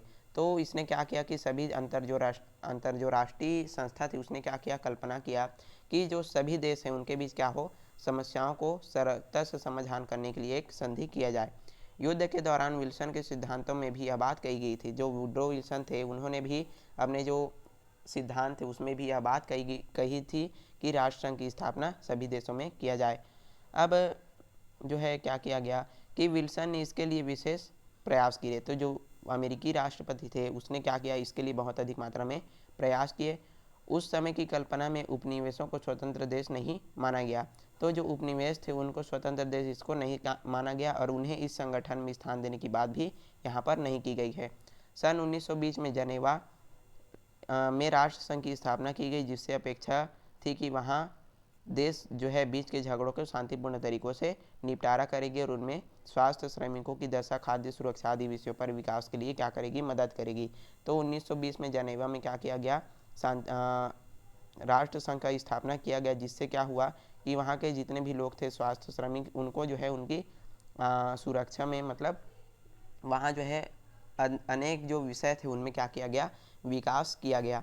और इसका प्रमुख काम था कि विश्व के बाद कई युद्ध के बाद किए गए अंतर्राष्ट्रीय समझौते का क्रियान्वयन। तो जितना भी विश्व युद्ध के बाद जितना भी अंतर्राष्ट्रीय समझौता किया गया था तो उसको पूरी तरह से ये जो है यहाँ पर काम करना था। उदाहरण के लिए वर्साई समझौते के अंतर्गत सारे क्षेत्र को और इंजैन पट्टी जिसे पोलैंड को समुद्र तक पहुंचा दिया गया था, वह प्रशासन का राष्ट्र संघ को देखना था। यानी कि जितना भी राष्ट्र संघ बनाया गया था उसको ये जो कार्य जो है करना था, जितना भी संधि वर्साई की संधि के अंतर्गत बात हुआ था उसको। और राष्ट्र संघ के गठन में ही कई समस्याएं थी। यानी कि जब राष्ट्र संघ का गठन होने वाला था तो वहाँ पर कई समस्याएं पैदा हो जाती है। पहली बात तो यह था कि इसमें विल्सन की अहम भूमिका के बावजूद अमेरिका इसमें सम्मिलित नहीं है। यानी कि विल्सन की बहुत अधिक भूमिका थी, फिर भी इसके बावजूद क्या नहीं हुआ कि अमेरिका इसमें क्या नहीं हुआ, सम्मिलित नहीं हुआ राष्ट्र संघ की गठन में। सोवियत रूस जो विश्व भर में समाजवादी क्रांति की पैरवी कर रहा था, इसको आमंत्रित नहीं किया गया, तो इसमें रूस को भी क्या कर नहीं किया गया, आमंत्रित नहीं किया गया राष्ट्र संघ के गठन में। और एशिया और अफ्रीका के उपनिवेशों को इसमें सदस्य नहीं बनाया गया। तो इस प्रकार से राष्ट्र संघ के गठन में भी बहुत समस्याएं हमको देखने को मिलती है। तो ठीक है, इस प्रकार से यह जो पार्ट है हमारा प्रथम विश्व युद्ध जो है आज कंप्लीट होता है। आई होप आपको ये जो हम जितना भी पढ़े हैं वो जो है समझ आया होगा। यदि आपको वीडियो पसंद आए तो लाइक करें, अपने मित्रों के साथ जरूर इसको शेयर कर दीजिएगा। और आप यदि मेरे चैनल में नए हैं तो चैनल को सब्सक्राइब जरूर कीजिए। चलिए मिलते हैं अगले वीडियो में, तब तक के लिए धन्यवाद।